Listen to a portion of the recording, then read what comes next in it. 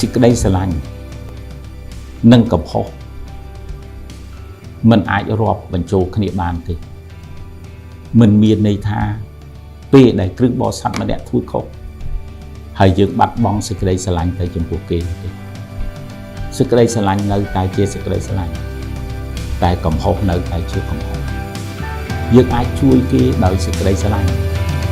មិនមែនជួយគេដោយកំហិតនោះ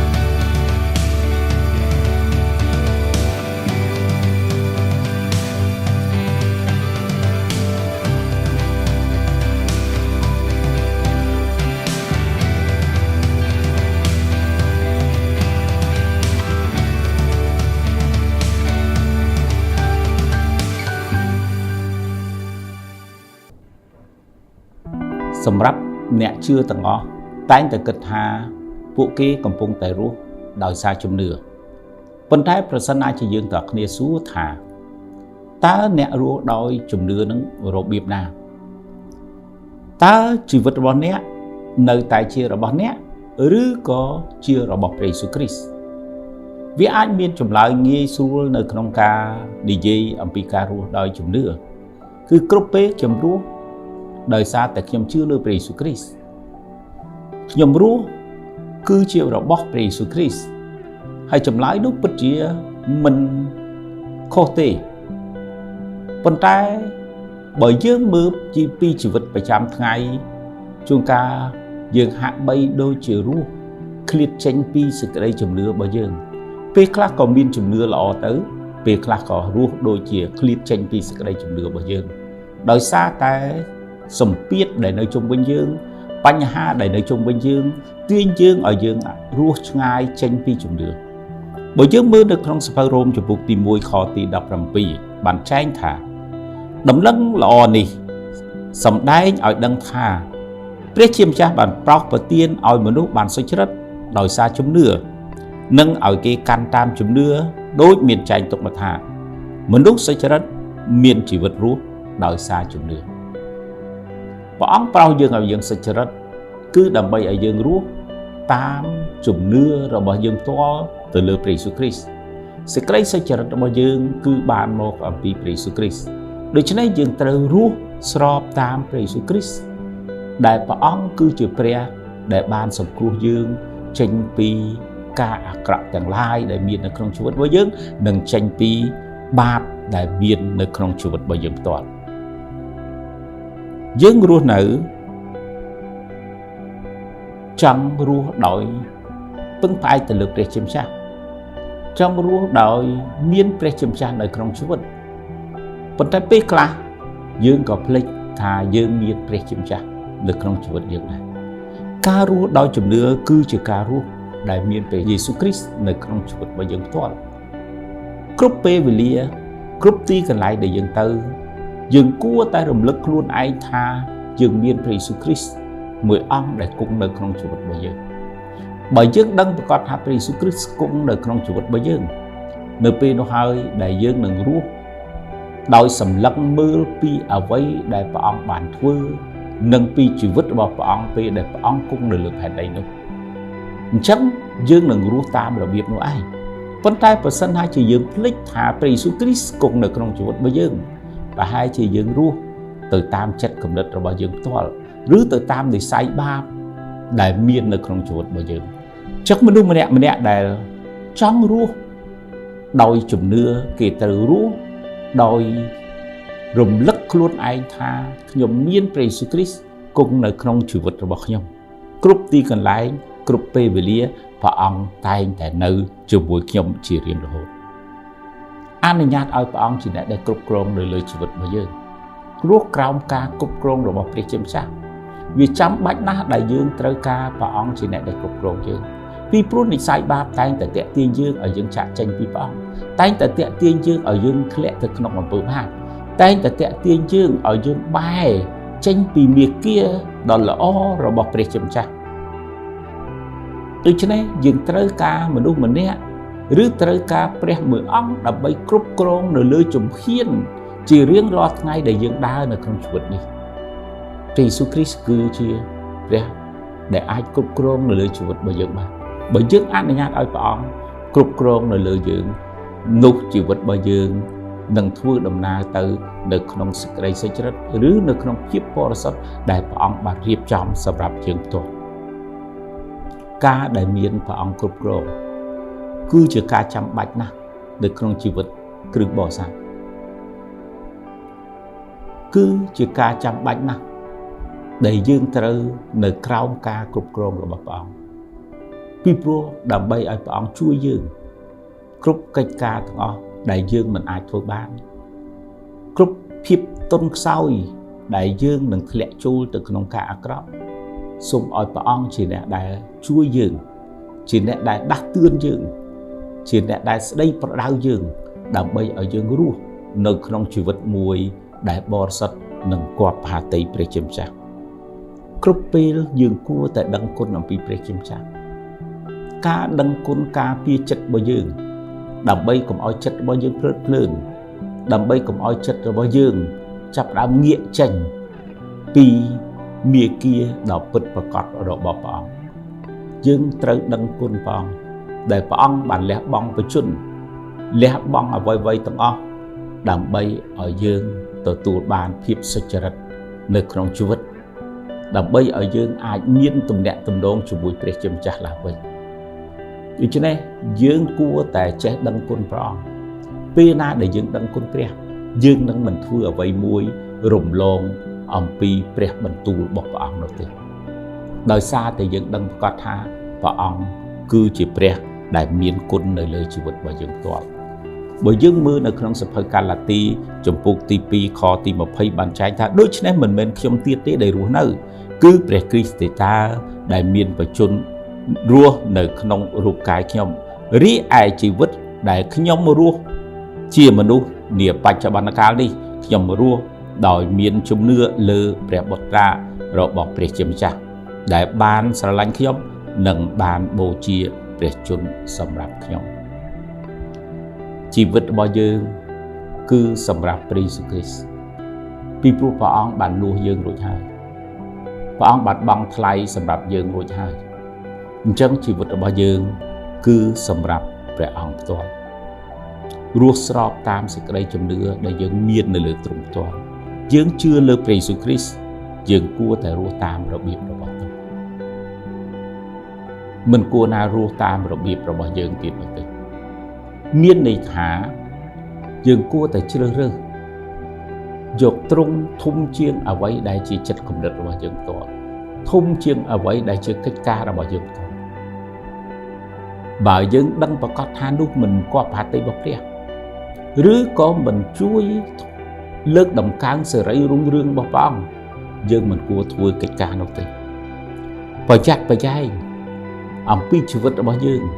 ប្រយ័ត្នប្រយែងអំពីអតីតកាលរបស់យើងឬពីការហុំព័ទ្ធទៅដោយការអាក្រក់នៅក្នុងជីវិតបច្ចុប្បន្នកាលនេះរបស់យើង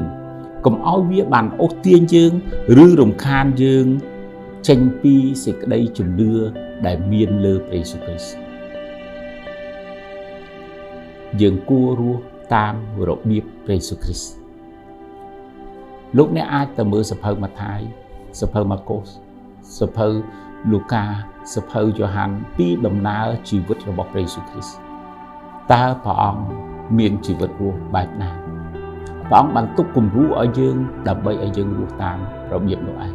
ដើម្បីឲ្យយើងជាអ្នកដែលជឿព្រះយេស៊ូវគ្រីស្ទបានរស់តាមរបៀបនោះឯងពីព្រោះព្រះអង្គចង់ឲ្យជីវិតរបស់យើងបានផ្លាស់ប្រែពីរបៀបដែលយើងធ្លាប់រស់កន្លងមកទៅរស់តាមរបៀបមួយថ្មីបែបផែនរបស់ព្រះអង្គផ្ទាល់កុំប្រើជីវិតចាស់កុំអនុញ្ញាតឲ្យអ្វីពីអតីតកាលមកអូសទាញយើងចិត្តគំនិតអារម្មណ៍បញ្ហាឧបសគ្គពីអតីតកាល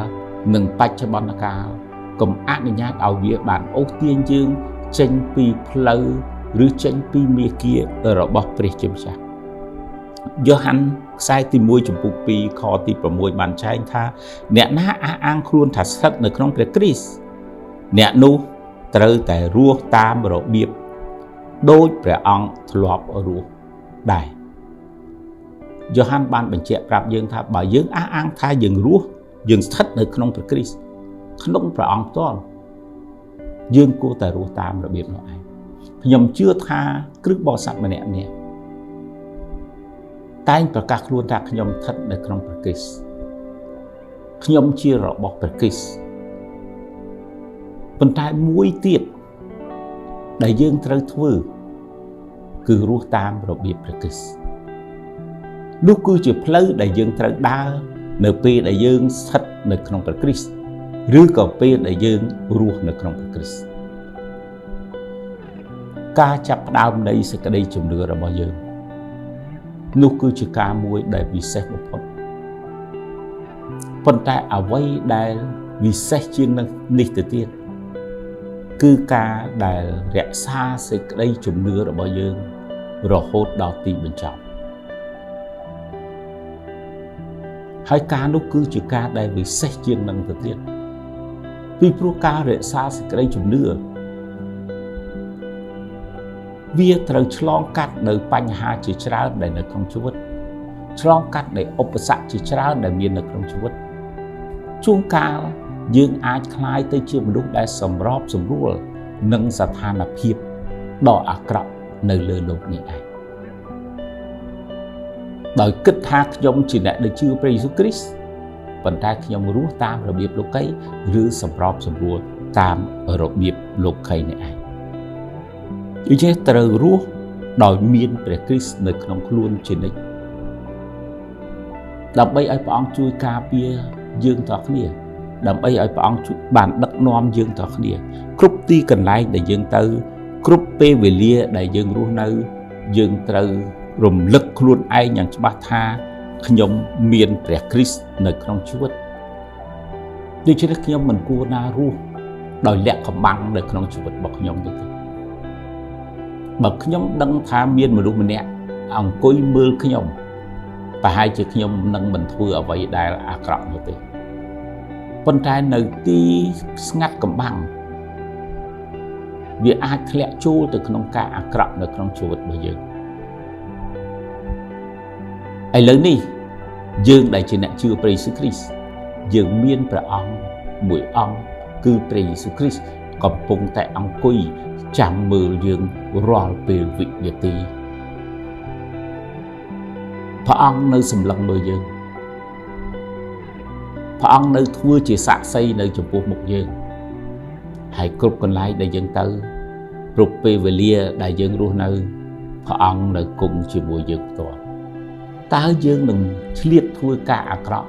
ឬក៏តើយើងនឹងខ្មាស់អៀនចំពោះព្រះអង្គនៅក្នុងកិច្ចការណាដែលមិនសមគួរដែលយើងជាគ្រឹះបរិស័ទគួរតែធ្វើដែរឬអត់នេះគឺជារបៀបដែលយើងរស់ដែលមានព្រះគ្រីស្ទនៅក្នុងខ្លួនគឺរស់ដោយទទួលស្គាល់ថាគ្រប់ទីកន្លែងគ្រប់ពេលវេលាខ្ញុំមានព្រះគ្រីស្ទនៅក្នុងជីវិតរបស់ខ្ញុំផ្ទាល់ក្នុងអេពីសូតចំពុកទី1ខទី10បានចែងថាព្រះអង្គចាត់ចែងគម្រោងការទាំងនេះឲ្យបានសម្រេចនៅគ្រាចុងក្រោយបំផុតគឺប្រមូលអ្វីទាំងអស់នៅស្ថានបរមសុខនិងនៅលើផែនដីឲ្យរួមគ្នានៅក្នុងអង្គព្រះគ្រីស្ទតែមួយព្រះអង្គចុងក្រោយបំផុតព្រះជាម្ចាស់នឹងប្រមូលអ្វីទាំងអស់នៅក្នុងអង្គព្រះគ្រីស្ទតែមួយហើយយើងវិញដែលនៅក្នុងអង្គព្រះគ្រីស្ទនេះយើងគួរតែរក្សាតំណែងរបស់យើងនៅក្នុងអង្គព្រះគ្រីស្ទរហូតដល់ទីបញ្ចប់មិនចាំបាច់ឲ្យព្រះអង្គប្រមូលអ្វីមកគ្រប់នេះទេតែឥឡូវនេះយើងបានចូលមកក្នុងអង្គព្រះគ្រីស្ទរួចហើយយើងគួរតែរក្សាតំណែងនោះនៅក្នុងព្រះគ្រីស្ទផ្ទាល់ដោយអនុញ្ញាតឲ្យព្រះជាម្ចាស់បានធ្វើការនៅក្នុងជីវិតរបស់យើងបំផ្លាស់បំប្រែជីវិតរបស់យើងផ្ទាល់នៅក្នុងសភៅយ៉ូហានចំពុកទី14ខ26បានចែងថាប៉ុន្តែព្រះដ៏ជួយការពារគឺព្រះវិញ្ញាណបរិសុទ្ធដែលព្រះបិតាចាត់ឲ្យមកក្នុងនាមខ្ញុំនឹងបង្រៀនសេចក្តីទាំងអស់ដល់អ្នករាល់គ្នាព្រមទាំងរំលឹកអ្វីដែលខ្ញុំបានប្រាប់អ្នករាល់គ្នាផងព្រះអង្គដឹងអំពីភាពកំសោយរបស់យើងព្រះអង្គដឹងអំពីនិស្ស័យដែលមាននៅក្នុងជីវិតរបស់យើង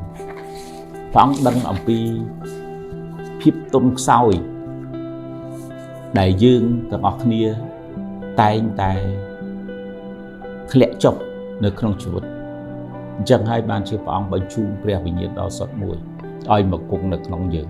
đầm bay ai pre bình nhiên luôn aiจะ rung lực dương group về liền ở dương trong trăng ở dương prong tự nhận ở dương thay đại xa chỉ vật bao dương chỗ bao chặt là bao lục nẹt có khía sầm rạp ở pre bình nhiên bàn miền pre bẩn tu một căn lục nẹt có khía group về liền từ bao chặt cùng bao chặt cùng con tại bao chặt là pe đại lục nẹt miền ẩm nó sờ bài phần tai bao chặt là pe đại lục nẹt miền tục lục bà bao chặt là pe đại lục nẹt khăng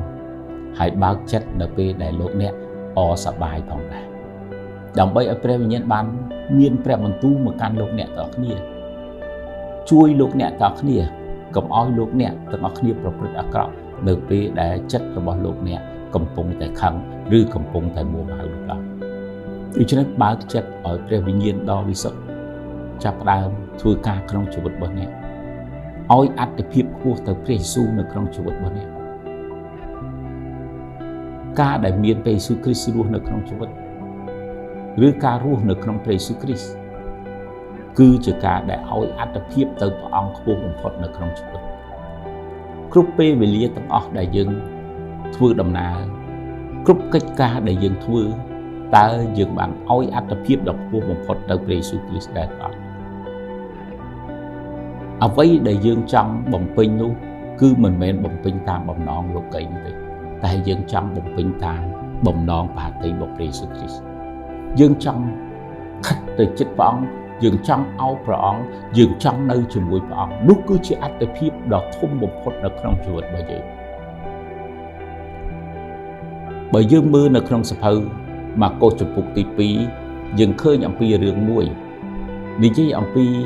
បុរស4នាក់ដែលសែងអ្នកពិការទៅរកព្រះយេស៊ូវគ្រីស្ទក្នុងបំណងចិត្តរបស់គាត់ក្នុងបំណងចិត្តរបស់អ្នកទាំង4គិតថាបើខ្ញុំយកមិត្តសម្លាញ់របស់ខ្ញុំទៅជួបព្រះយេស៊ូវគ្រីស្ទព្រះអង្គនឹងប្រោសគាត់ឲ្យបានជាដូច្នេះអ្វីដែលជាការបដិញ្ញាចិត្តរបស់គេគឺយកសម្លាញ់របស់គេទៅជួបព្រះយេស៊ូវគ្រីស្ទដូច្នេះនេះគឺជាការដែលគេបដិញ្ញាចិត្តការដែលគេឲ្យអត្ថិភាពដ៏ខ្ពស់បំផុតទៅការជួបព្រះយេស៊ូវគ្រីស្ទអញ្ចឹងគេអាចត្រួសត្រាយផ្លូវដែលគេធ្វើដំណើរទៅទោះបីជាមានឧបសគ្គមានបញ្ហាប៉ុន្តែគេនឹងនាំមិត្តសម្លាញ់គេទៅជួបព្រះយេស៊ូវគ្រីស្ទក្នុងគោលបំណងដើម្បីឲ្យសម្លាញ់មិត្តសម្លាញ់របស់គេផ្លាស់ប្រែជីវិតទាំងស្រុងតែម្ដងហើយបើយើងមើលរឿងនេះមិត្តសម្លាញ់ទាំង4បានសែងមិត្តសម្លាញ់របស់គេដែលពិការតាមផ្លូវដ៏វែងឆ្ងាយទៅរកព្រះយេស៊ូវគ្រីស្ទប៉ុន្តែពេលដែលគេទៅដល់កន្លែងដែលព្រះយេស៊ូវគ្រីស្ទគង់នៅគេមានបញ្ហាមួយទៀតដែលកើតឡើងគឺមនុស្សណែនតាន់តាប់នៅមុខផ្ទះដែលព្រះយេស៊ូវគង់នៅក្នុងនោះទាំងមាត់ទ្វារទាំងនៅមុខផ្ទះដែលធ្វើឲ្យគេមិនអាចសែងអ្នកពិការនោះចូលទៅជួបព្រះយេស៊ូវគ្រីស្ទបានតើបញ្ហានោះអាចរារាំងគេដែរឬអត់តើគេគួរតែបោះបង់ចោលឬក៏សែងមិត្តសម្លាញ់មកផ្ទះវិញដែរអត់ប៉ុន្តែអ្វីដែលមាននៅក្នុងចិត្តអ្នកទាំង4គឺនាំមិត្តសម្លាញ់របស់គេទៅជួបព្រះយេស៊ូវគ្រីស្ទបើគេបោះបង់ចោលគេនឹងមិនដែលឃើញអ្វីដែលអស្ចារ្យនោះទេកើតមានឡើងនោះទេបើគេបោះបង់ចោលគេនឹងមិនអាចជួយអ្វីទៅដល់មិត្តសម្លាញ់របស់គេបាននោះទេហើយបើគេបោះបង់ចោលមិត្តសម្លាញ់របស់គេនឹងមិនដែលមានបទពិសោធន៍នៅក្នុងការដើរឬក៏ធ្វើការដោយខ្លួនឯងនោះឡើយគេមិនដែលមានបទពិសោធន៍ដ៏វិសេសនេះនៅក្នុងជីវិតរបស់គេនោះទេប៉ុន្តែក្នុងរឿងនេះមិត្តសម្លាញ់ទាំង4មិនបានបោះបង់ចោលនោះឡើយគេបានសែងមិត្តសម្លាញ់របស់គេចូលឡើងទៅលើដំបូលផ្ទះដើម្បីសម្រូតមិត្តសម្លាញ់របស់គេចុះមកនៅពីមុខព្រះយេស៊ូវគ្រីស្ទ តែនៅលើដំបូលផ្ទះគេមានឧបសគ្គមួយទៀតគឺដំបូលនោះគ្មានកន្លែងដែលអាចសម្រូតមិត្តសម្លាញ់របស់គេចុះមកទេអ្វីដែលគេធ្វើបានគឺត្រូវតែចោះដំបូលនោះហើយសម្រូតអ្នកនោះចុះមកហើយលោកអ្នកទាំងអស់គ្នាបើលោកអ្នកគិតការចោះដំបូលពីលើមកថាតើអ្នកខាងក្រោមមានអារម្មណ៍បែបណាតើមានអីកើតឡើងតើការដែលគេចោះនោះគឺងាយស្រួលឬក៏លំបាកសម្រាប់ចោះហើយបង្រុកសម្រូតមិត្តសម្លាញ់របស់គេចុះមកវាពិតជាពិបាកប៉ុន្តែដោយការបដិញ្ញាចិត្តដោយការគេឲ្យអត្តភាពខ្ពស់ទៅលើការជួបព្រះយេស៊ូវគ្រីស្ទគេសុខចិត្តធ្វើអ្វីៗទាំងអស់លះបង់អ្វីទាំងអស់ដើម្បីឲ្យបានសម្រេចបំណងនោះឯងនិងឲ្យបានការប្រោសឲ្យជាលើមិត្តសម្លាញ់របស់ពួកគេទីបំផុតគេបានធ្វើសម្រេចមែនហើយមិត្តសម្លាញ់របស់គេបានជាពីជំងឺគេអាចដើរបានគេអាចលោតបានគេអាចរាំបាននោះគឺជាបទពិសោធន៍ដ៏រីករាយមួយដែលមាននៅក្នុងចិត្តគំនិតរបស់មិត្តសម្លាញ់របស់ពួកគេប៉ុន្តែក៏ជាបទពិសោធន៍ដ៏រីករាយមួយនៅក្នុងជីវិតរបស់គេដែលគេបានជួយមនុស្សដែលគ្មានសេចក្តីសង្ឃឹមឲ្យពួកគេមានសង្ឃឹមឡើងវិញនោះគឺជាបទពិសោធន៍ដ៏រីករាយបំផុត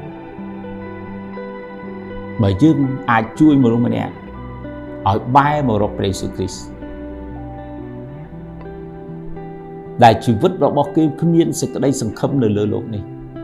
ប៉ុន្តែពេលដែលគេទទួលព្រះយេស៊ូវគ្រីស្ទគេមានសេចក្តីសង្ឃឹមនៅក្នុងជីវិតគេ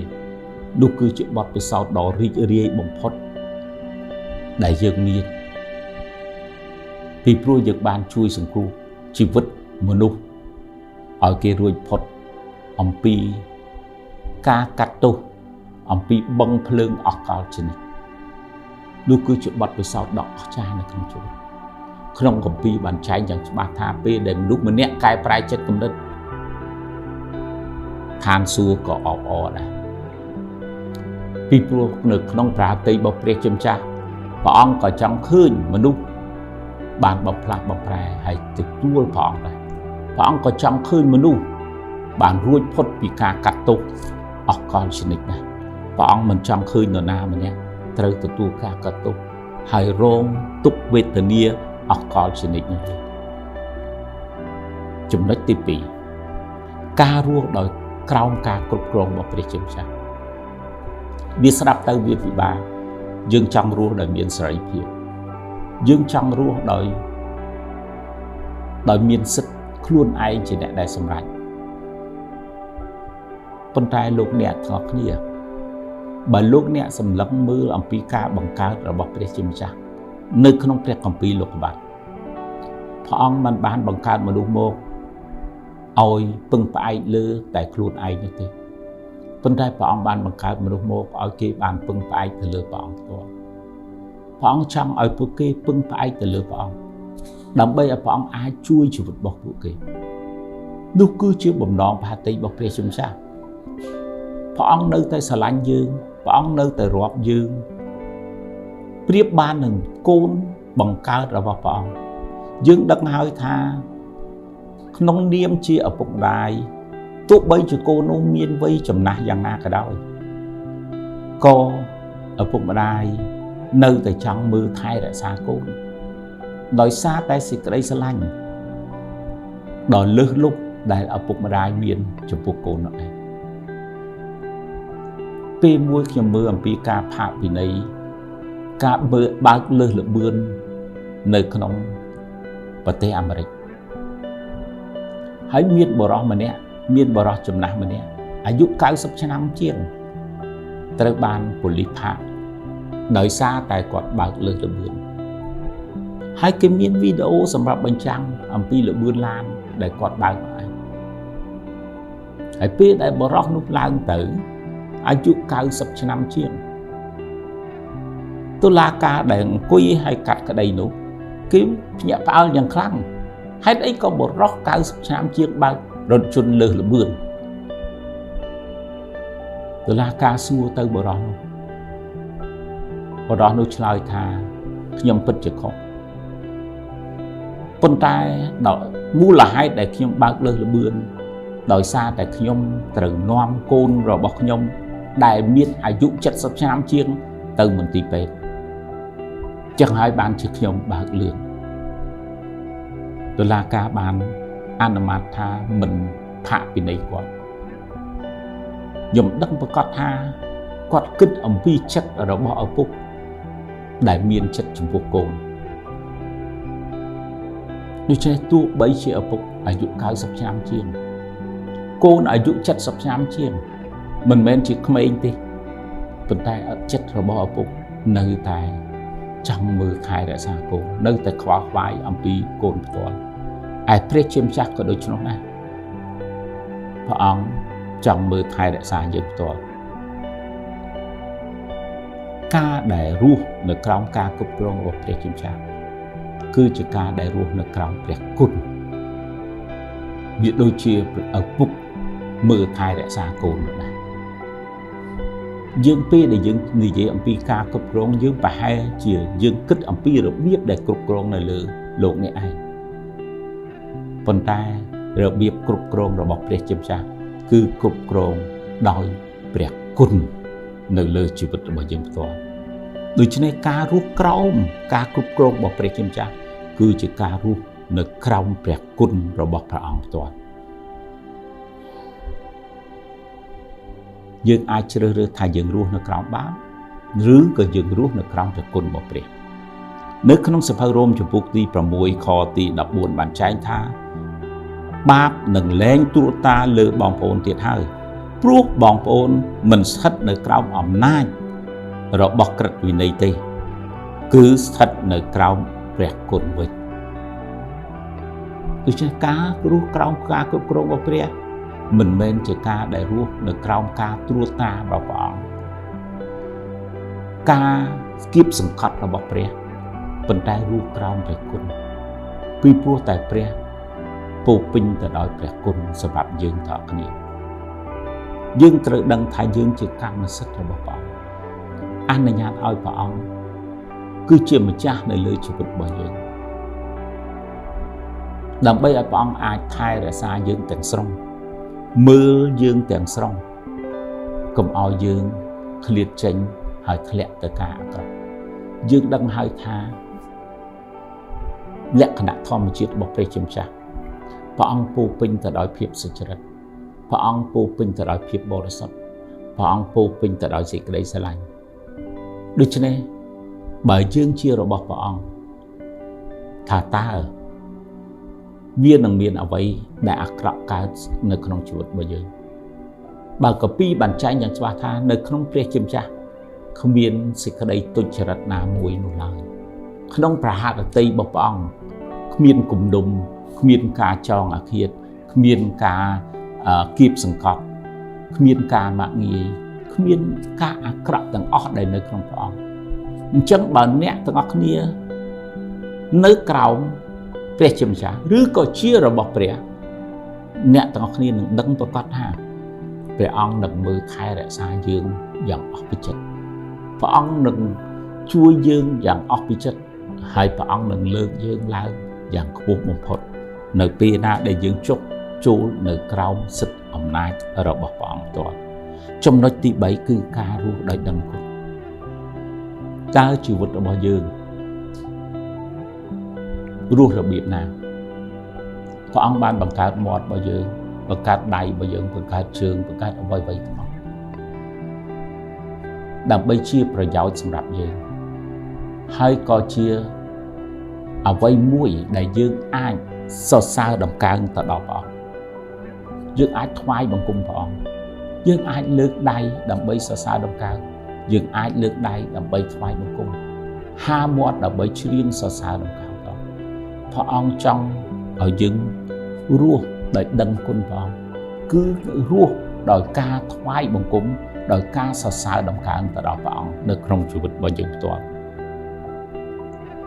នៅក្នុងម៉ាថាយជំពូកទី15ខទី8បានចែងប្រជារាស្ត្រនេះគោរពយើងតែបបោមាត់តែចិត្តរបស់គេនៅឆ្ងាយពីយើង ការថ្វាយបង្គំការសរសើរដំណើរព្រះអង្គគឺគួរតែតាក់ទងទៅក្នុងចិត្តរបស់យើងផ្ទាល់គឺចេញពីជំរឿចិត្តកុំឲ្យយើងគ្រាន់តែលើកហាមាត់សរសើរតែចិត្តរបស់យើងនៅឆ្ងាយពីព្រះតែឲ្យយើងទាំងគ្នាបានសរសើរដំណើរព្រះអង្គតែចិត្តរបស់យើងក៏សរសើរដំណើរព្រះអង្គដែរនៅក្នុងសភៅយ៉ាកុបបានចែងយ៉ាងច្បាស់ថាប្រភពទឹកមួយមិនអាចចេញជាទឹកប្រៃផងហើយក៏ជាទឹកសាបផងបានទេចិត្តរបស់យើងក៏មិនអាចចេញការសរសើរដំណើរព្រះជាម្ចាស់ហើយការដែលមើងងាយអ្នកដទៃឬក៏ការអាក្រក់ចេញពីក្នុងចិត្តរបស់យើងមក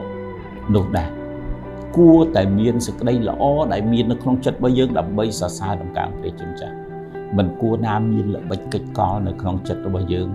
នៅពេលដែលយើងសរសើរដំណើរព្រះនោះឡើយការរស់ដែលដឹងគុណព្រះអង្គគឺរស់ដោយសរសើរដំណើរព្រះប្រើជីវិតរបស់យើងដើម្បីសរសើរដំណើរទៅដល់ព្រះជាម្ចាស់គ្រប់ជំហានដែលយើងដើរគ្រប់កិច្ចការដែលយើងធ្វើដោយការសរសើរដំណើរទៅដល់ព្រះការដឹងគុណព្រះគឺជាការដែលស្ម័គ្រចិត្តនៅក្នុងការបម្រើព្រះអង្គផ្ទាល់តបស្នងនៅអ្វីដែលព្រះអង្គបានធ្វើនៅក្នុងជីវិតរបស់យើងពីព្រោះនោះគឺជាកិច្ចការដែលសំខាន់បំផុតហើយពេលដែលយើងចាប់ដើមនិយាយអំពីការបម្រើព្រះអង្គយើងគិតថាវាហេតុអីបានជាយើងត្រូវបម្រើព្រះអង្គប៉ុន្តែតាមពិតកិច្ចការបម្រើដែលយើងនិយាយថាយើងបម្រើព្រះគឺជាកិច្ចការមួយដែលយើងត្រូវធ្វើដើម្បីឲ្យអ្នកដទៃផ្សេងទៀតអាចមានឱកាសចូលមកក្នុងបរិយារបស់ព្រះជាម្ចាស់ដែរព្រះអង្គមិនត្រូវការយើងទាំងគ្នាដើម្បីឲ្យបម្រើលើកទឹកក្តៅទឹកត្រជាក់ឲ្យព្រះអង្គលើកអាហារឲ្យព្រះអង្គឬក៏សែនទៅដល់ព្រះអង្គនោះឡើយប៉ុន្តែព្រះអង្គត្រូវការឲ្យយើងទាំងគ្នាបានជួយទៅដល់អ្នកដទៃផ្សេងទៀតឲ្យគេអាចមើលឃើញអំពីសេចក្តីល្អដែលមាននៅក្នុងជីវិតរបស់យើងដែលចេញមកពីជំនឿដែលយើងជឿទៅលើព្រះយេស៊ូវគ្រីស្ទនោះគឺជាការដែលយើងបម្រើព្រះការរួបរวมនៅក្នុងជីវិតនៃគ្រឹះបរិស័ទដើម្បីដំណឹងល្អនោះគឺជាការដែលយើងចាប់ផ្ដើមបម្រើព្រះដែរកុំចង់ប្រកួតប្រជែងគ្នាដណ្ដើមអំណាចគ្នាចិត្តលោភលន់ឈ្នានីសគ្នាចង់ឈ្នះចង់ចាញ់គ្នាតែមិនបានរួបរวมគ្នាដើម្បីជួយគ្នាទៅវិញទៅមកក្នុងការដែលសរសើរដំណើរទៅដល់ព្រះនិងការដឹងគុណទៅដល់ព្រះអង្គដែលជាព្រះអង្គបានលើកលែងទោសឲ្យយើងយ៉ាងច្រើនចុះហេតុអីបានជាយើងតើគ្នាមិនអាចលើកលែងទោសឲ្យអ្នកដែលនៅជុំវិញយើងព្រះអង្គបានជួយយើងយ៉ាងច្រើនចុះហេតុអីបានជាយើងមិនអាចជួយអស់អ្នកដែលនៅជុំវិញយើងព្រះអង្គបានប្រទានសេចក្តីស្រឡាញ់ដល់យើងចុះហេតុអីបានជាយើងមិនចេះស្រឡាញ់គ្នាទៅវិញទៅមកសេចក្តីស្រឡាញ់និងកំហុសមិនអាចរាប់បញ្ចូលគ្នាបានទេមិនមានន័យថាពេលដែលគ្រឹះបរិស័ទម្នាក់ធ្វើខុសហើយយើងបាត់បង់សេចក្តីស្រឡាញ់ទៅចំពោះគេនោះទេសេចក្តីស្រឡាញ់នៅតែជាសេចក្តីស្រឡាញ់តែកំហុសនៅតែជាកំហុសយើងអាចជួយគេដោយសេចក្តីស្រឡាញ់មិនមែនជួយគេដោយកំហឹងនោះឡើយដូច្នេះកុំរាប់ពីនឹងបញ្ចូលគ្នាកុំឲ្យវាច្បោកច្បល់គ្នារហូតដល់កាប់ចាក់គ្នាដោយសារតែយើងមិនបានមកជជែកគ្នាឲ្យអត់អោនទោសឲ្យគ្នាទៅវិញទៅមកដោយសារតែយើងចង់ឈ្នះចាញ់ឬក៏ដោយសារតែយើងចង់ប្រកួតប្រជែងដើម្បីយកអំណាចតើមានអំណាចអ្វីដែលប្រសើរជាងការដែលគោរពប្រតិបត្តិព្រះជាម្ចាស់តើមានអំណាចអីដែលប្រសើរជាងការរស់ស្របតាមបំណងបាតីរបស់ព្រះជាម្ចាស់គ្មានអំណាចអីមួយដែលប្រសើរនោះឡើយប្រហែលជាលោកអ្នកគិតថាខ្ញុំនឹងទទួលបានឋានៈខ្ពស់នៅក្នុងជីវិតខ្ញុំប្រាប់លោកអ្នក លោកអ្នកមានប្រហែលជា20 30 ឆ្នាំឬ50 ឆ្នាំនៅលើលោកនេះដើម្បីទទួលឋានៈនេះដែរប៉ុន្តែលោកអ្នកប្រហែលជាមានឋានៈទាបនៅឋានសួគ៌បើលោកអ្នកមិនប្រយ័ត្នទេបើលោកអ្នកសប្បាយហើយមានអំណួតនឹងអ្វីដែលលោកអ្នកទទួលនៅលើលោកនេះលោកអ្នកប្រហែលជានឹងមានឋានៈទាបនៅឋានសួគ៌សូមសម្លឹងមើលទៅឋានសួគ៌ជាកន្លែងដែលយើងនឹងនៅអកលជានិច្ចនៅលើផែនដីនេះគ្រាន់តែជាដំណើរដ៏ខ្លីមួយរបស់យើងដើម្បីឲ្យយើងអាចរៀបចំខ្លួនដ៏ល្អហើយចូលទៅស្ថានបរមសុខនៅជាមួយព្រះជាម្ចាស់ដូច្នេះគ្រប់កិច្ចការដែលយើងធ្វើត្រូវធ្វើដូចជាថ្វាយទៅដល់ព្រះជាម្ចាស់បើលោកអ្នកចង់ខឹងជាមួយមនុស្សអ្នកតើលោកអ្នកខឹងដោយសុចរិតឬខឹងដោយទុច្ចរិតបើលោកអ្នកចង់រិះគន់មនុស្សម្នាក់តើលោកអ្នករិះគន់ដោយសុចរិតឬរិះគន់ដោយទុច្ចរិតនៅក្នុងជីវិតរបស់អ្នកដោយចង់ប្រកួតប្រជែងចង់ឈ្នះចាញ់ឬរិះគន់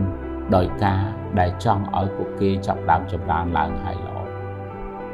តើអ្នករិះគន់ដោយសេចក្តីស្រឡាញ់ឬរិះគន់ដោយកំហឹងឬដោយសេចក្តីស្អប់ឬដោយការឈ្នានីសនៅក្នុងជីវិតរបស់អ្នកក្នុងសភៅកូឡូសជំពូកទី3ខ23បានចែងថាគ្រប់កិច្ចការទាំងអស់ដែលបងប្អូនធ្វើចូលធ្វើឲ្យអស់ពីចិត្តដូចជាធ្វើថ្វាយព្រះអង្គម្ចាស់ដែរគឺមិនមែនធ្វើសម្រាប់មនុស្សលោកទេដោយដឹងថាបងប្អូនមុខជាទទួលមរតកពីព្រះជាម្ចាស់ពីព្រះអង្គម្ចាស់ទុកជាកម្រៃមិនខានម្ចាស់ដ៏ពិតប្រាកដគឺព្រះគ្រីស្ទចូលបម្រើព្រះអង្គទៅសូមឲ្យព្រះជាម្ចាស់បានគង់នៅជាមួយលោកអ្នកទាំងអស់គ្នាសូមឲ្យជីវិតរបស់លោកអ្នកជីវិតដែលដើរនៅក្នុងសេចក្តីជំនឿរបស់លោកអ្នកបានទៅដល់ទីបញ្ចប់យ៉ាងជោគជ័យកុំឲ្យលោកអ្នកបោះបង់ចោលកណ្ដាលទីប៉ុន្តែសូមឲ្យជីវិតជំនឿរបស់លោកអ្នកបានដើរដល់ទីបញ្ចប់យ៉ាងជោគជ័យមិនថាលោកអ្នកចាប់ផ្ដើមមិនល្អឬកំពុងដំណើរទៅធ្វើដំណើរទៅមិនល្អប៉ុន្តែសូមឲ្យទៅបន្តទៅមុខទៀតវាកាន់តែប្រសើរឡើងហើយទៅដល់ទីបញ្ចប់គឺល្អបំផុតកុំឲ្យទីបញ្ចប់បោះបង់ចោលព្រះជាម្ចាស់វគ្គក្រោយយើងនឹងសិក្សាអំពីស្ដេចព្រះអង្គយើងនឹងមើលអំពីដំណើរជីវិតនៃជំនឿរបស់លោកថាតើចាប់ផ្ដើមរបៀបម៉េចហើយបញ្ចប់ទៅរបៀបម៉េច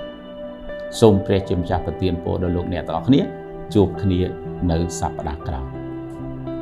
ជម្រាបលា